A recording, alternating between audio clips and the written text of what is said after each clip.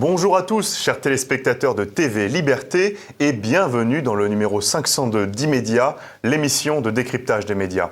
Aujourd'hui, une émission un peu spéciale puisque je serai en solo pour un format plutôt orienté enquête-reportage sur un sujet essentiel pour comprendre le parti des médias en France et l'orientation idéologique des journalistes, puisque nous parlerons de l'Arcom.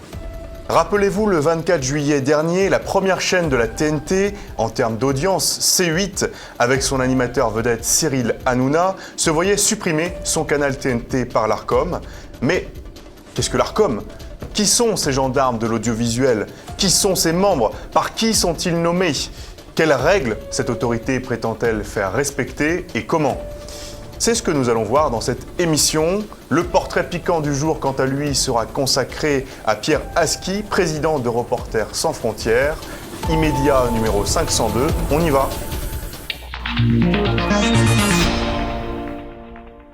L'Arcom, notre sujet du jour, est l'autorité de régulation de la communication audiovisuelle et numérique.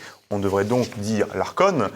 Et il conviendrait aussi de renommer cet organe d'État, vu son palmarès, par l'autorité de restriction et de censure. L'Arcom a fait preuve, durant ces derniers mois, d'un certain zèle à censurer les discours dissidents en étant le chien de garde du politiquement correct et du pouvoir politique. En effet, quoi qu'on puisse reprocher à Cyril Hanouna et sa chaîne, avec la disparition de C8, c'est en réalité un mépris de classe qui s'exprime, puisque c'est la disparition du canal de l'électorat populaire qui vote RN. En ce sens, Gérard Brice-Viret, le directeur général de Canal+, déclarait sur Twitter, après l'annonce du retrait de l'antenne de C8, quel mépris pour le public. En outre, bien que d'aucuns reprochent à Hanouna son mauvais goût et sa vulgarité, qui sont sans nul doute critiquables, force est de constater que Cyril Hanouna fait preuve de diversité en invitant tout le monde. C'est lui, en particulier, qui donnait la parole à des avis divergents, notamment pendant la période du Covid. Remémorons-nous par exemple cette séquence qui a dû participer à ce que l'Arcom retire son canal à C8 avec un témoignage qui sortait des sentiers battus de la propagande covidiste. Une jeune femme qui s'appelle Marie-Charlotte, qui a eu des séquelles après le vaccin. Tous les médecins vous diront, oui, il y a certaines personnes qui ont des séquelles après le vaccin. Elle va témoigner ce soir. Aucun média ne l'a reçue et n'a voulu la recevoir. Elle a même mis un tweet tout à l'heure disant, c'est la première fois qu'un gros média, un grand média, va me recevoir ce soir pour mon témoignage. Comment on explique ça ? Aucun autre média n'aurait toléré un tel blasphème à l'époque. Et pour cela, il faut rendre hommage au moins à la liberté d'expression promue par les chaînes de Vincent Bolloré. D'autres voix, comme Famille Chrétienne, jugent quant à elles que le non-renouvellement de C8, c'est la fin d'une chaîne jugée trop catholique, car la chaîne diffusait notamment régulièrement des messes. Mais ce n'est pas seulement C8 qui est passé sous les fourches codines de l'Arcom. On a également la chaîne Énergie 12 qui disparaît des écrans en 2025. Les deux chaînes vont être remplacées par Ouest France et un certain canal nommé Réel TV, en réalité projet porté par le milliardaire Daniel Kretinsky, proche d'Emmanuel Macron. Et derrière Réel TV, c'est l'équipe des inénarrables Barbier, Fourest et Enthoven qui débarquent sur les ondes, qui anime déjà un journal que personne ne lit, qui s'appelle Franc-Tireur, mais sur une ligne à fond pour la pensée unique sur le Covid, sur l'immigration, sur le climat. Ce qui leur a certainement valu d'obtenir cette récompense avec l'attribution d'un canal sur la TNT. Quant à la nouvelle chaîne Ouest France, vu la teneur papier de cette presse quotidienne régionale, on peut également assurer du politiquement correct qui régnera sur cette onde.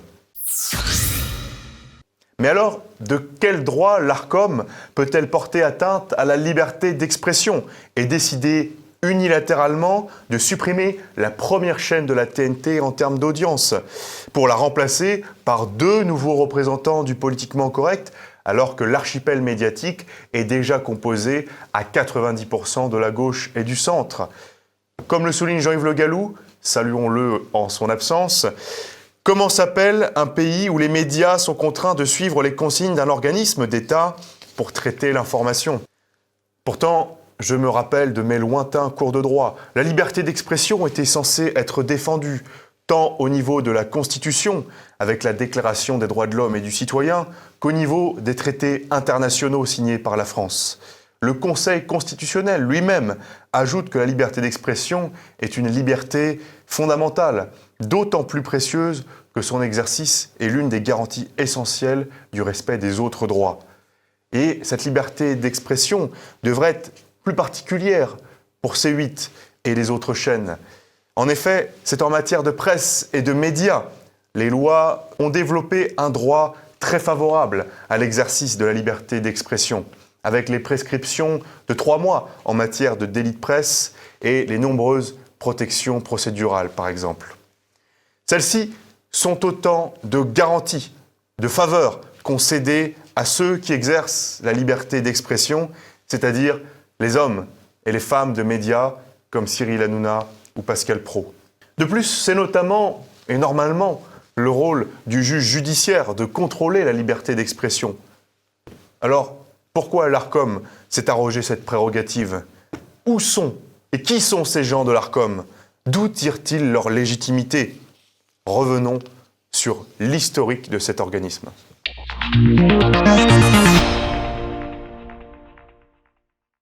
Revenons quelque peu en arrière. Le 5 décembre 2019, le ministre de la Culture de l'époque, Franck Riester, présente en Conseil des ministres le projet de loi de réforme de l'audiovisuel qui prévoit notamment le rapprochement entre les 2 entités qui régissent à l'époque le secteur audiovisuel. Le 1er janvier 2022, le CSA, dont était autrefois membre une certaine Christine Kelly, fusionne avec l'ADOPI. L'Arcom a donc déjà un passif, de par les 2 organismes dont il est issu. On constate alors que l'autorité de régulation, entre grosses guillemets, médiatique, n'en est pas à son coup d'essai en matière de harcèlement contre les chaînes du groupe Bolloré. En effet, au moins 47 mises en garde, mises en demeure et autres amendes ont été prononcées contre les chaînes du groupe Bolloré depuis 2012, dont 11 rien que depuis le début de l'année 2024. D'ailleurs, C8 et CNews sont les seules chaînes françaises à avoir fait l'objet de sanctions pécuniaires. Un article du journal Le Monde a répertorié l'intégralité des décisions publiées par le CSA et l'Arcom à l'encontre des chaînes C8 et CNews. Et rien qu'à l'été 2024, par exemple, 4 sanctions. CNews, propos stigmatisants les personnes immigrées. CNews, propos climato-sceptiques de la part d'un invité. C8, présentation de personnes handicapées comme des toxicomanes. CNews, propos discriminatoires de Geoffroy Lejeune. Au vrai, quand on voit la nature des propos sanctionnés, il transparaît là une volonté de contredire et de censurer les opinions jugées à l'inverse de la doxa. Autre exemple de censure de l'ancien CSA devenu Arcom, c'est rappelé ici par l'avocat défenseur des libertés Thibault Mercier dans son ouvrage Athéna à la borne, discriminer ou disparaître. Et dans une chronique radiophonique de 2017, Éric Zemmour déclarait « La non-discrimination est présentée abusivement comme un synonyme de l'égalité, alors qu'elle est devenue au fil du temps une machine à désintégrer la nation, la famille, la société au nom des droits d'un individu roi. » Ces mots, prononcés sur RTL, vaudront quelques mois plus tard à la radio une mise en demeure du Conseil supérieur de l'audiovisuel. En effet, selon les sages, cette chronique aurait fait l'éloge de la discrimination. Ainsi, RTL aurait manqué aux obligations de la Convention l'alliant au CSA qui stipule que la radio doit veiller à promouvoir les valeurs d'intégration et de solidarité et contribuer aux actions en faveur de la cohésion sociale et à la lutte contre les discriminations. Ainsi, on comprend que c'est au moyen d'un contrat, d'une convention avec les médias que le CSA impose des obligations aux chaînes et fait régner l'ordre du politiquement correct.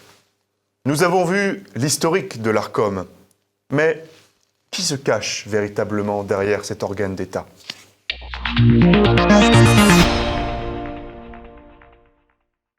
Tout d'abord, l'Arcom est ce qu'on appelle une autorité administrative indépendante. En principe, le fonctionnement de l'Arcom est collégial et donc prétendument autonome à l'égard du pouvoir politique. Pourtant, le collège de l'Arcom est composé de 9 membres, nommés par décret pour un mandat de 6 ans non renouvelable. Mais la question qu'il faut se poser, c'est qui nomme ces membres de l'Arcom ? Dans le mille, c'est le pouvoir en place. Ce sont les politiques. Regardez par exemple comment est composé le collège de 9 membres. Le président de l'Arcom est nommé par le président de la République. 3 membres désignés par le président de l'Assemblée nationale. 3 membres désignés par le président du Sénat. Le président lui-même de l'Arcom, à ce jour, est M. Roch-Olivier Mestre, un haut fonctionnaire qui a encore quelques années de carrière à faire devant lui et qui espère peut-être encore gravir quelques échelons pour devenir, pourquoi pas, secrétaire d'État pour bons et loyaux services rendus envers le pouvoir. D'ailleurs, pour sa mission de censure, M. Roch-Olivier Mestre est plutôt bien rétribué. Sachez que chaque année, Bercy, dans un document budgétaire annexé au projet de loi de finances, publie les rémunérations des présidents de ces fameuses autorités administratives indépendantes. Et selon ce document, publié ici par le magazine Capital, le président de l'Arcom perçut en 2023 la bagatelle de 193 875 €. Son mandat prendra fin en janvier 2025. Encore une gabegie payée par l'impôt des Français. Et par ailleurs, l'Arcom se décompose en plus en plusieurs petits groupes de travail thématiques aux noms ronflants gérés par des présidents de groupes au profil très technocratique.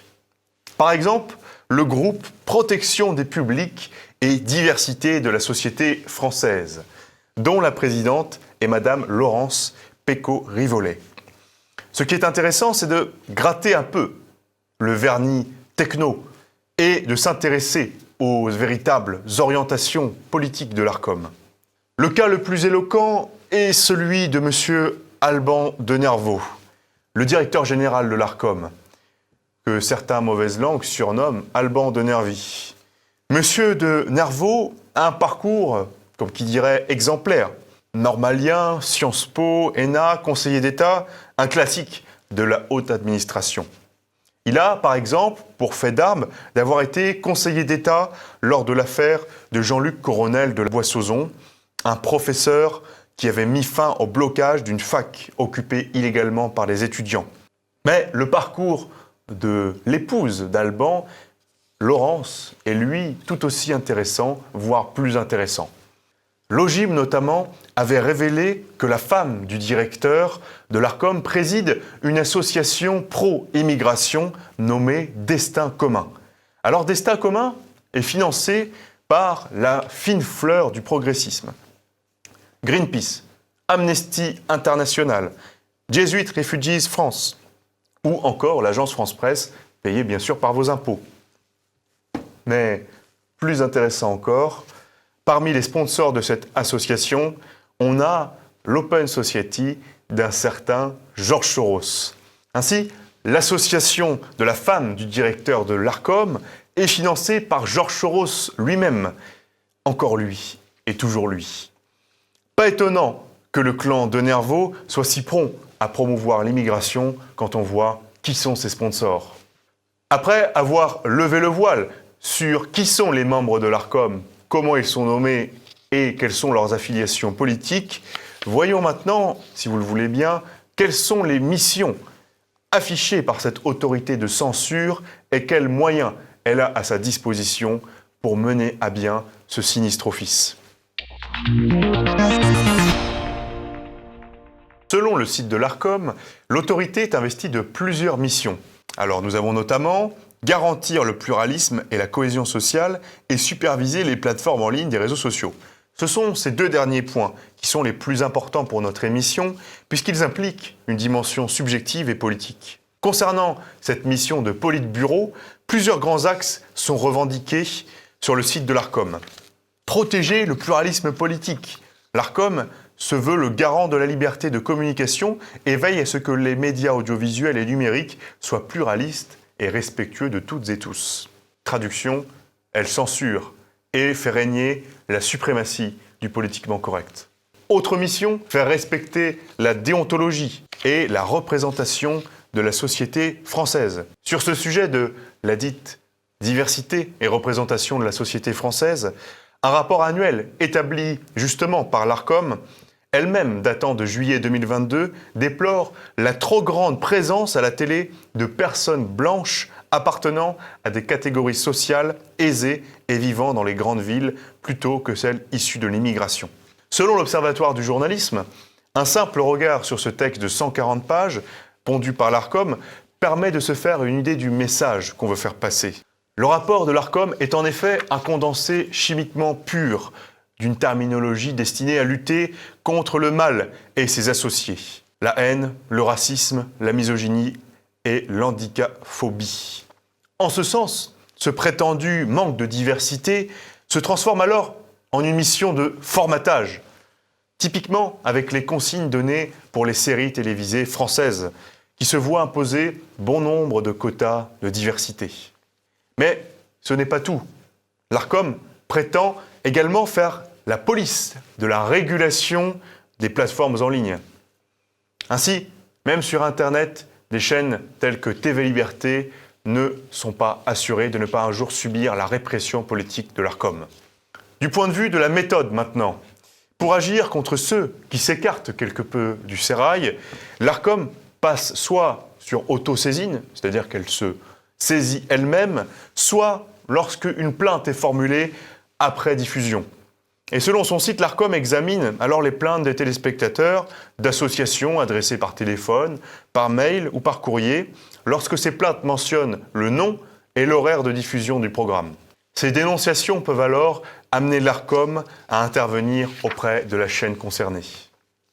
De surcroît, l'Arcom intervient également dans le domaine commercial, à l'instar de l'affaire Nike, toujours dirigée contre sa bête noire, C8 et Cyril Hanouna. Cette fois, c'est concernant une affaire de publicité clandestine. Cette amende sanctionne des séquences où des baskets de participants avaient été filmées en gros plan, avec les marques des baskets clairement identifiables. Les programmes concernés sont PAF ouverts à tous avec Baba de décembre 2023 et Face à Hanouna de février 2024.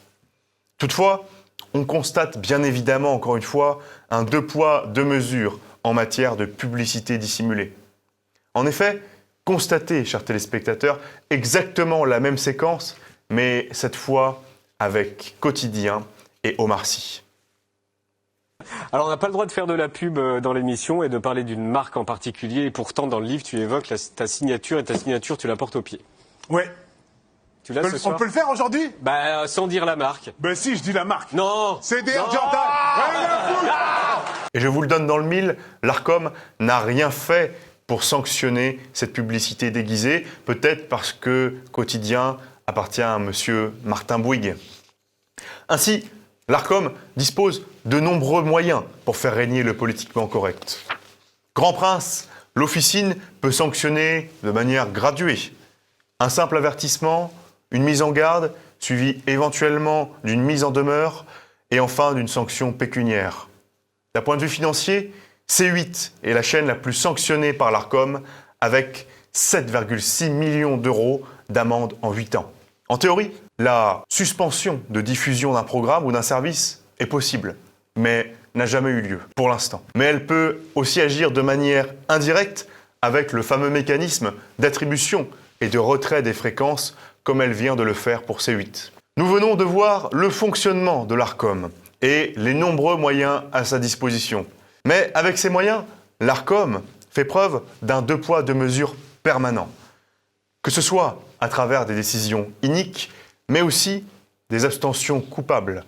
Et le parti pris, l'Arcom crève l'écran. Comme Comme vous pouvez vous en douter, l'Arcom est partial, que ce soit dans ses omissions ou ses abstentions, ou même dans ses décisions, dévoilant un véritable double jeu. Ce deux poids deux mesures s'incarne récemment, le 29 juillet, lorsque l'Arcom a mis en garde CNews pour non-respect du pluralisme sur son antenne. Car selon l'autorité, les sujets y sont traités de manière univoque, les points de vue divergents demeurant très ponctuels. Or, comme le souligne le député européen Catherine Griset, après avoir censuré C8, l'Arcom menace désormais CNews, en lui reprochant notamment sa manière de traiter les effets de l'immigration sur le fonctionnement de notre société. Mais interpellons l'Arcom. Qu'en est-il de la partialité de l'audiovisuel public payé par l'impôt des Français? Les sujets ne sont-ils pas traités de manière univoque et les points de vue divergents demeurant très ponctuels là aussi? En ceci, comme le relevait un récent rapport de l'Institut Thomas More, c'est avant tout France 2, France Inter, France Culture et consorts qui manquent de diversité d'opinion et qui font preuve d'un parti pris idéologique permanent. À ce propos, le Cercle Droit et Liberté de Thibault Mercier, de concert avec l'OGIM de Claude Cholet, ont mis en demeure l'Arcom de faire respecter le pluralisme sur le service public, comme elle prétend le faire avec CNews. Et tenez-vous bien, le Conseil d'État a jugé en référé, en procédure d'urgence donc, que la violation, même avérée, du pluralisme des courants de pensée et d'opinion dans les médias en période électorale ne caractérise aucune urgence justifiant de statuer en moins de 18 mois. Comme c'est bizarre. Autre exemple archétypal de ce deux poids deux mesures de l'Arcom fermant les yeux sur la partialité du service public, c'est l'interview de Marion Maréchal par Sonia Devilliers sur France Inter durant les élections européennes. Et des maires Quelle qui, moi, différence me y posent a-t-il un peu de difficulté. entre la défense de la famille que vous proposez, vous, et celle que proposait le maréchal Pétain? Qu'est-ce que c'est que cette question? Vous voyez, quand j'entends cette question, Non, c'est vous une voyez, question. quand j'entends cette question, je me rappelle Non, pourquoi c'est j'ai une envie question. de privatiser l'audiovisuel public. Ah, vous voyez, bah, et ça, faire c'est faire- encore une autre et faire question. faire 4 milliards d'économies aux Français. Après cette question lunaire, un signalement avait été émis à l'Arcom pour dénoncer le traitement subi par Marion Maréchal et l'évocation permanente des heures les plus sombres. Et, chers téléspectateurs, quelle surprise!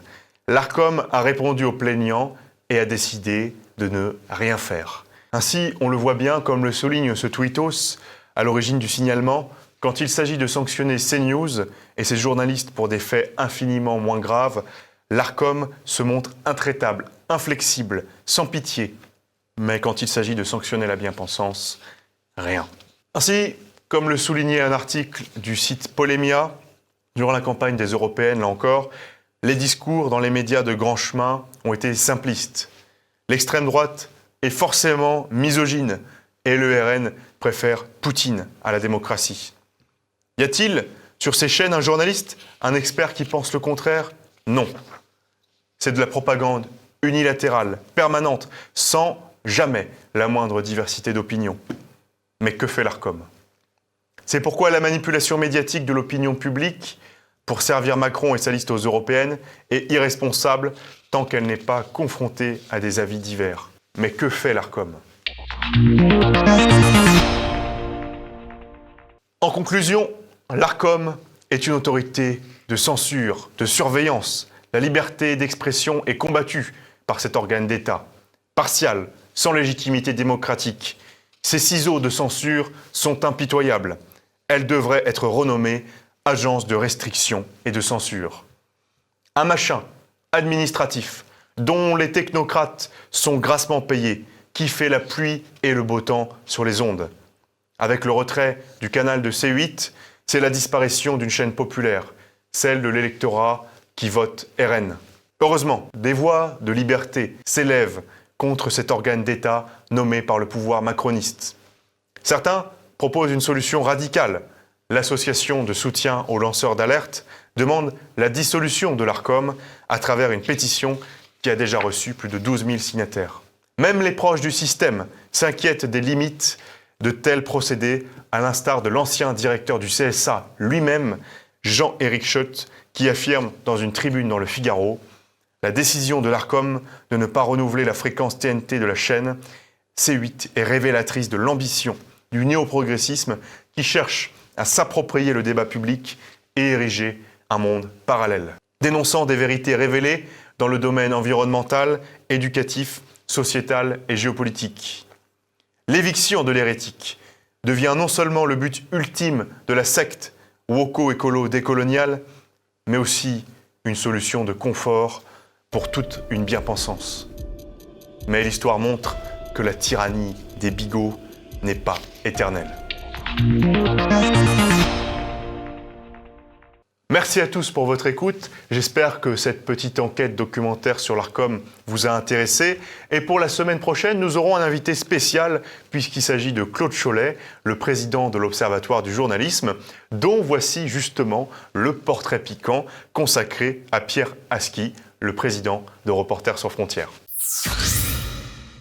Avec Pierre Aski, nous avons affaire à un journaliste qui va de média en média, menant très habilement sa barque jusqu'à Reporters sans frontières. Un ancien gauchiste qui prétend défendre la liberté d'expression à RSF, tout est dit sur cette ONG devenue une officine de police du journalisme. Pierre Aski est né à Tunis en 1953. Sa famille était déjà présente dans le pays avant l'instauration de la colonisation et s'installe à Paris en 1965. Jeunesse gauchiste au lycée Buffon, avant d'étudier le journalisme au CFJ, dont il est diplômé en 1974. Il rentre à l'AFP, qu'il envoie rapidement comme correspondant en Afrique du Sud. 1981, c'est le début d'une longue carrière à Libération. Il écrira la rubrique diplomatique, dirigera le service étranger, sera correspondant à Jérusalem, puis en Chine. Il revient au siège en 2006 alors que le journal va sombrer. Libération est sauvé une première fois par un milliardaire, cela va devenir une habitude. Cette fois-ci, c'est Édouard de Rothschild qui met au pot et se sépare de Serge July et de Pierre Aski à l'occasion d'un plan social. Avec ses indemnités de licenciement, il crée en 2007 le média participatif progressiste Rue 89. Ce dernier est racheté en 2011 par Claude Perdriel, alors patron du Nouvel Obs, qui promet à la rédaction l'autonomie au sein du journal. La lune de miel sera courte et Rue 89 deviendra une simple rubrique de l'Obs. Pierre Aski y conservera une rubrique et obtiendra son bâton de maréchal en 2017 en devenant président de RSF et il sera réélu en 2021. Rassurez-vous, ses amis ne l'abandonnent pas. Nicolas Demorand, ancien de Libération, l'accueille en 2018 dans le 7-9 qu'il anime avec Léa Salamé. Il y tient la rubrique géopolitique succédant à Bernard Guetta, une autre figure de l'atlantisme libéral-libertaire. Pendant la saison 2018-2019, année des élections européennes, sur 206 chroniques, 57, soit plus du quart, sont consacrées au danger du populisme et du nationalisme. Nous nous sommes intéressés à sa rubrique du 13 septembre 2018 où l'ami Pierre parle de Viktor Orban. Je cite. « Il démarre en trombe. C'est la fin de l'impunité pour le Premier ministre hongrois et chef des illibéraux en Europe. Le déclenchement d'une procédure contre la Hongrie est véritablement historique. Cela fait longtemps que la Hongrie multiplie les atteintes à la justice, à la presse, à la société civile et défend des positions xénophobes sans que l'UE ne réagisse. Sans le vouloir, Pierre Aski indique la raison de la procédure. Je cite toujours, « La procédure prend tout son sens à 9 mois des élections européennes. Entre autres manœuvres, évidemment respectueuses de l'idéal démocratique, les libéraux européens enquêtent et bloquent les fonds de la Hongrie. La procédure est, je cite encore, une rupture lourde de sens alors que les forces populistes et d'extrême droite se sentent pousser des ailes à travers l'Europe. » Fin de citation. Voilà une sacrée chronique de géopolitique, tout en nuances et en finesse. Comme avant, avec Bernard Guetta, personne n'apprend rien sur ce qui se passe dans le monde. Par contre, chacun a droit à son sermon quotidien, contre les méchants diablotins populistes, autrement dit, contre ceux qui ne pensent pas comme Pierre Aski ou comme Nicolas Demorand. Les appareils se lèvent tous pour l'Europe libérale libertaire. Tous en marche, tous ensemble, en 2019 comme en 2024.